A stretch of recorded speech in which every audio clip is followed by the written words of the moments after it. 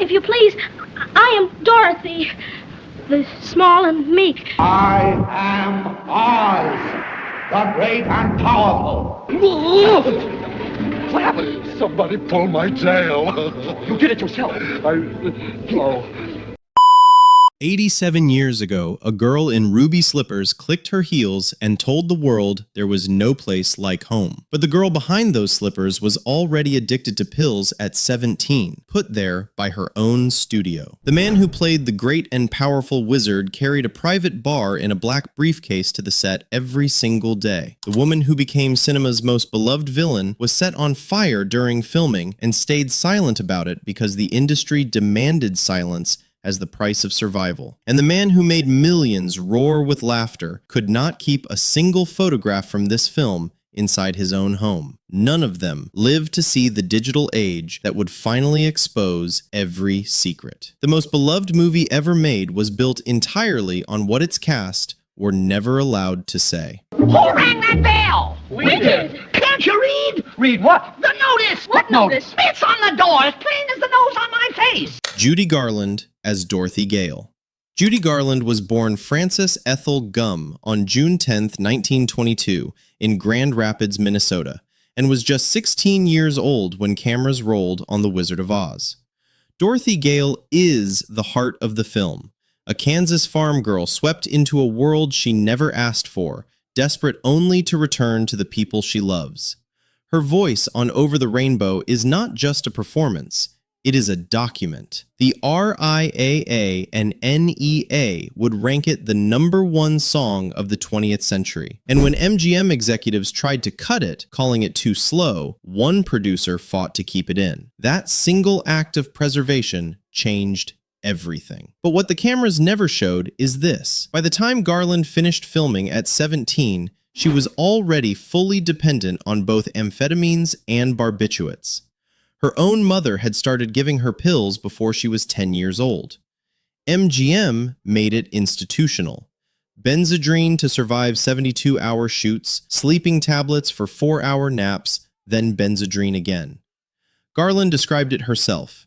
They would knock them out and wake them 4 hours later, day after day. Spies were sent to her home to monitor what she ate. Her studio diet was black coffee, chicken broth, and cigarettes. Decades later, Sidney Luft would claim in his memoirs that male Munchkin performers harassed the teenage girl on set, a claim the Munchkin actors denied until their own deaths, leaving the truth buried in the chaos of a production that treated everyone as expendable. And consider this, in the poppy field sequence, the scene that put Dorothy to sleep, the falling snow was 100% pure chrysotile asbestos fiber. The entire cast breathed it in to create a magical moment. Nobody told them what it was. She married 5 times.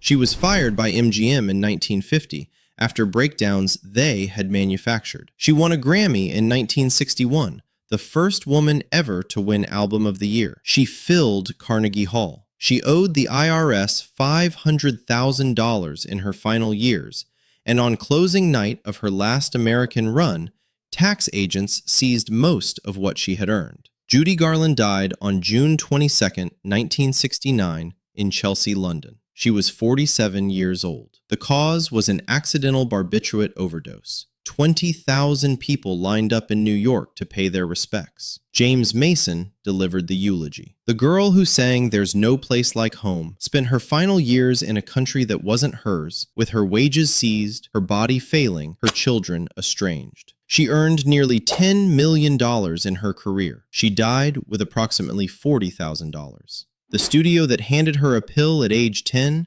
had quietly measured the length of her life in box office receipts.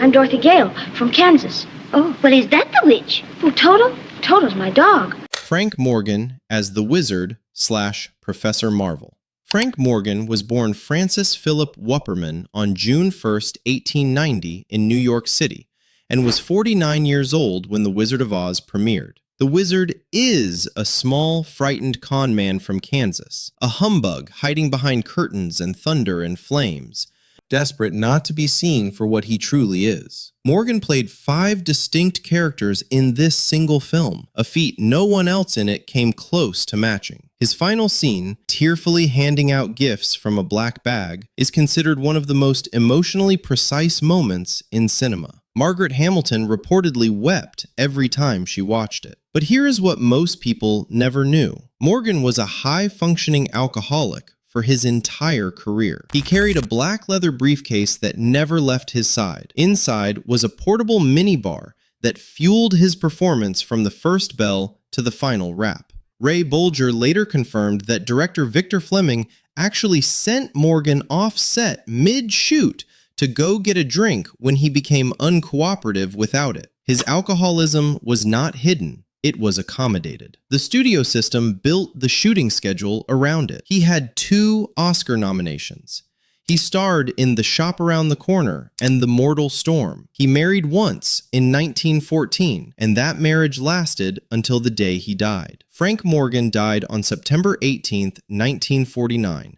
In Beverly Hills, California. He was 59 years old, a fatal heart attack in his sleep. He never lived to see Oz become the most seen film in human history. He played a con man whose greatest secret was that he had no real power, and his own life mirrored that precisely. Brilliant, beloved, hiding something behind every performance, gone before the world understood what he had made. So she is! Well, bust my buttons! Why didn't you say that in the first place? Ray Bolger as the Scarecrow. Ray Bolger was born Raymond Wallace Bulcow on January 10, 1904 in Dorchester, Massachusetts, and was 35 years old when The Wizard of Oz was released. The Scarecrow is the dreamer of the group, a straw-stuffed optimist who searches for a brain he already has. Bolger's rubber-limbed physicality created something that had never been seen on film before. His "If I Only Had a Brain" sequence remains one of cinema's great dance performances, and the AFI ranks the Scarecrow among the most beloved characters in movie history. But Bolger received not $1 for any of the decades of annual television broadcasts that followed. Not one. The Scarecrow's makeup permanently lined his face with creased scars he carried for the rest of his life. The residuals never came. When asked about it, Bolger said simply, "No residuals, just immortality. I'll settle for that." He won the Tony Award for Best Actor in a Musical for Where's Charlie in 1949. He had his own sitcom. He met his wife Gwendolyn in 1924, married her in 1929, and stayed married for 57 years. He was the only cast member to attend Judy Garland's funeral in 1969. Ray Bolger died on January 15, 1987 in Los Angeles, California. He was 83 years old, 5 days past his birthday, of bladder cancer. He was the last surviving principal cast member of The Wizard of Oz. The Scarecrow searched for a brain. The man who played him spent 57 years in an unbroken marriage, won the Tony, earned something close to immortality, and received $0 every time the world watched him do it. At the end, he was the last one standing on that yellow brick road. All the others had gone home. If you grew up watching this film every year, you know exactly what this means. Subscribe now. These stories deserve to be heard. Oh, I'm a failure because I haven't got a brain. Jack Haley as the Tin Man. Jack Haley was born John Joseph Haley Jr. on August 10, 1897 in Boston, Massachusetts, and was approximately 41 years old when Oz premiered. The Tin Man is the heart of the group, literally, a hollow man searching for the capacity to feel, whose every instinct is compassion. Haley later said that if not for the Tin Man, he probably would not be remembered at all. He was right about the legacy. He was wrong to be humble about the heart. But the Tin Man's real story belongs first to the man who was supposed to play him. Buddy Ebsen was cast first. He rehearsed every number. He recorded all the songs. He stood before the cameras in the silver costume. Within weeks, aluminum powder from his makeup had coated his lungs, and he was rushed to hospital under an oxygen tent, fighting to breathe. MGM replaced him with Haley, without telling Haley why. Haley only learned the truth years later. For him, the aluminum was converted to a paste, which caused a severe eye infection requiring 4 days in a darkened room. His 40-pound costume prevented him from sitting. A leaning board was built so he could rest between takes. He married Florence McFadden on February 25,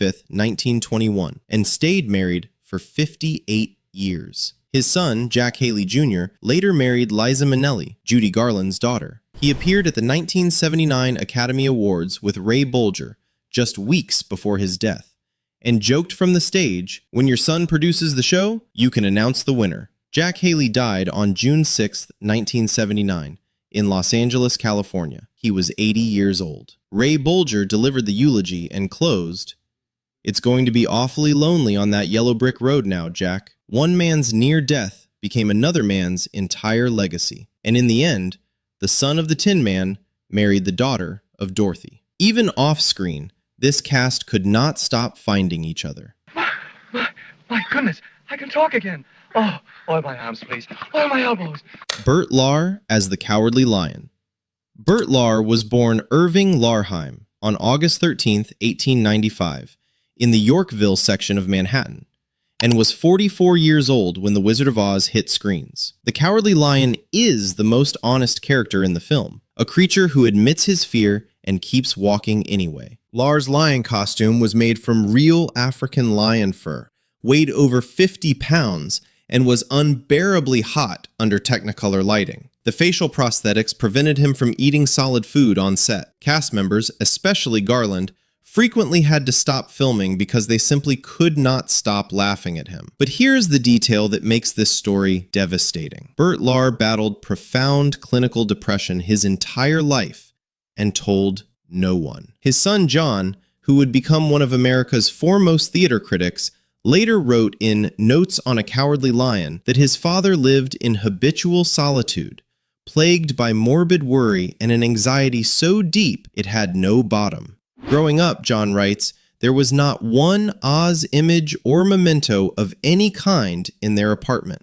Not one. The man who made millions laugh could not bear to look at the proof of it. His first wife developed severe mental illness and was institutionalized. He remained legally married to her for years, eventually having the marriage annulled on grounds of insanity. He won the Tony for Foxy in 1964.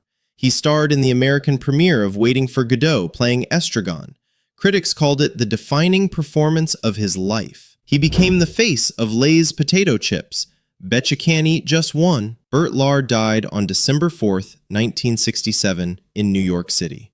He was 72 years old. He had been filming The Night They Raided Minsky's, a film about burlesque, fittingly, where he began. He had terminal cancer and did not know it when he signed the contract. Cold December night shoots caused the pneumonia that killed him. His completed scenes remained in the film. When Judy Garland heard the news backstage in Las Vegas, she walked on stage and dedicated Over the Rainbow to her beloved Cowardly Lion. Every time audiences laughed at that lion, a deeply lonely man was performing his private anguish. Nobody in the room ever knew it. What happened? Somebody pulled my tail. You did it yourself. Margaret Hamilton as the Wicked Witch of the West. Margaret Hamilton was born Margaret Brainerd Hamilton on December 9, 1902, in Cleveland, Ohio, and was 36 years old when The Wizard of Oz premiered. Her first career was teaching kindergarten. The Wicked Witch of the West is the fourth greatest villain in cinema history, according to the American Film Institute, and the greatest female villain ever put on screen. Her green makeup was powdered copper, flammable and toxic. Her skin stayed tinted green for weeks after filming ended because the copper-based pigment seeped into her pores. She consumed nothing but liquids through a straw while in costume. Her 12 minutes of screen time produced lines spoken by every generation since. But Margaret Hamilton nearly died making those 12 minutes. On December 23, 1938, a pyrotechnic trap door fired early during her fiery exit from Munchkinland. Her costume caught fire before she had descended below the stage. Second-degree burns on her face, third-degree burns on her right hand. She was off the film for over 6 weeks. MGM paid her medical bills and her salary while she healed, a quiet price for her silence and her return to the broomstick. She did not sue. Her own words, "I know how this business works, and I would never work again." She returned on one condition: no more fireworks. The studio then demanded the skywriting scene. Hamilton refused and sent her stunt double, Betty Danko. A pipe on the broomstick exploded. Danko's legs were burned, leaving permanent scarring after 11 days in hospital. And through all of it, while her own body was still healing, Hamilton quietly sat with teenage Judy Garland in her dressing room to shield her from her abusive mother. She appeared on Mr. Rogers' Neighborhood in 1975 to show children that the witch was just a character. In 1976, her Sesame Street appearance was so frightening, the episode was pulled from broadcast and never re-aired. Margaret Hamilton died on May 16, 1985, in Salisbury, Connecticut. She was 82 years old. A kindergarten teacher who terrified the world, shielded a teenage girl from her own mother, was burned alive for her craft, and kept her silence because silence was the only currency the industry accepted. That is not a villain's story. That is a hero's. You cursed brat! Look what you've done! I'm melting! Melting! Billy Burke as Glinda the Good Witch. Billy Burke was born Mary William Ethelbert Appleton Burke on August 7, 1884 in Washington, D.C., and was 54 years old when she floated down in that pink bubble.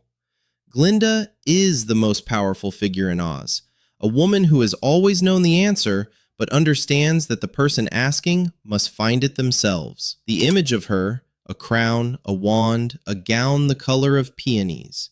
She became the universal symbol of benevolent magic in cinema. But Billy Burke had once been the highest paid film actress in Hollywood. Not one of the highest paid, the highest. She rivaled Mary Pickford and Lillian Gish in the silent era. Mark Twain toasted her. The Wall Street crash of 1929 destroyed her husband Florin Ziegfeld's fortune entirely, and Burke became the primary breadwinner for a serial philanderer she could not stop loving. When Ziegfeld died in 1932, she was left managing his debts. Then MGM decided she was too old to play herself in the great Ziegfeld biopic of 1936 and replaced her with Myrna Loy, a humiliation she carried silently for the rest of her life. She worked for decades after that, not for art, for the rent. Billy Burke died on May 14, 1970 in Los Angeles, California. She was 85 years old. No funeral, no memorial service. Buried beside Ziegfeld at Kensico Cemetery in Valhalla, New York. She was 54 when she descended in that bubble, and she looked eternal. Hollywood decided she was too old to be herself. She spent 30 years proving it wrong, one character role at a time. Well, I'm a little muddled. The Munchkins call me because a new witch has just dropped a house on the Wicked Witch of the East. And there's the house. Clara Blandick as Auntie M. Clara Blandick was born Clara Dickey on June 4, 1876, aboard an American ship docked in Hong Kong Harbor, and was 63 years old when she played Dorothy's aunt. She was paid $750 for the entire role. She shot every scene in a single week. Auntie M is the reason Dorothy fights her way back. The anchor, the home, the face Dorothy sees in the crystal ball when everything is at its worst. Blandick's stern yet tender performance made M the archetype of the American farm woman, the one who loves without saying it because love in that world was shown, not spoken. The dark truth is entirely in her final chapter. Through the 1950s, Blandick's body failed her completely. Severe arthritis spread across every joint. Her sight began to disappear. She lived alone in Hollywood. On April 15, 1962, Palm Sunday, she returned home from church and methodically arranged her favorite photographs, mementos, and press clippings around her room. She dressed in an elegant royal blue dressing gown. She styled her hair. She took an overdose of sleeping tablets, lay on her couch beneath a gold blanket, and tied a plastic bag over her head. Her note read, "I am now about to make the great adventure. I cannot endure this agonizing pain any longer. I pray the Lord my soul to take. Amen." She was 85 years old. M spent the whole film being called for by a child desperate to come home. The woman who played her spent her final years alone, going blind, in pain, and when the time came, she arranged everything beautifully before she left. She was found in her best clothes, her hair done perfectly. The most deliberate farewell this cast ever made. Dorothy, where are you? It's me. It's Auntie M. We're trying to find you. Where are you? Buddy Ebsen, the Tin Man who never was. Buddy Ebsen was born Christian Ludolph Ebsen Jr. on April 2, 1908 in Belleville, Illinois. He was 30 years old when MGM cast him as the Tin Man. He rehearsed every number. He recorded every song. He stood before the cameras in the silver costume. Within weeks, aluminum powder in his makeup had coated his lungs. He was rushed to hospital under an oxygen tent. He nearly died. MGM replaced him with Jack Haley without explaining why to anyone. Ebsen's voice, his recorded voice, can still be heard in reprises of We're Off to See the Wizard in the final cut of the film. He received no credit, no compensation. He complained of breathing problems from that film for 64 years. He went on to play Jed Clampett in the Beverly Hillbillies from 1962 to 1971, one of the most watched television series in American history.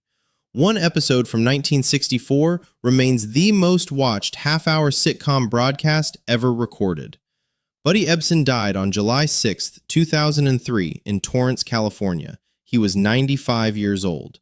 Cause of death? Respiratory failure. He outlived every single person in this cast. The man nearly killed by the role, erased from the credits, struggling to breathe for 6 decades, he was the last one to leave, the original Tin Man, outlasting everyone who got the parts that should have been his.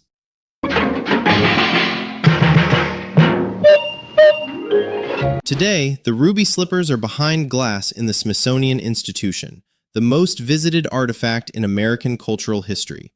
Millions of people walk past them every year and feel something they cannot fully name. What they are feeling is the weight of everything those slippers cost the people who wore them. What The Wizard of Oz gave the world was a story about going home. What it actually was, beneath the Technicolor and the music and the 1939 MGM gloss, was a group of complicated, damaged, extraordinary human beings holding themselves together long enough to make something that would outlive all of them. A studio system at a poppy field that burned a woman's hand to the bone and paid her bills as the price of her silence, that poisoned a man's lungs and erased his name from the credits, that hired a deeply depressed performer to play a coward and never once asked how he was doing. None of them lived to see the digital age that finally made the secrets visible. None of them lived to know that 87 years later, the world would still be watching. Some are gone too young. Some held on longer than anyone expected. All of them left something behind that cannot be replicated, cannot be remade, and cannot be unseen. They didn't just give us a movie. They gave us their health, their silence, their sanity, and in some cases, their breath. The film ends with Dorothy waking up surrounded by the people she loves. For most of this cast, there was no such waking up. There was only the work and what they made with it. Drop a comment below. Which of these stories changed the way you see this film? And if this took you straight back to watching Oz on a dark night with someone you loved, you already know what to do.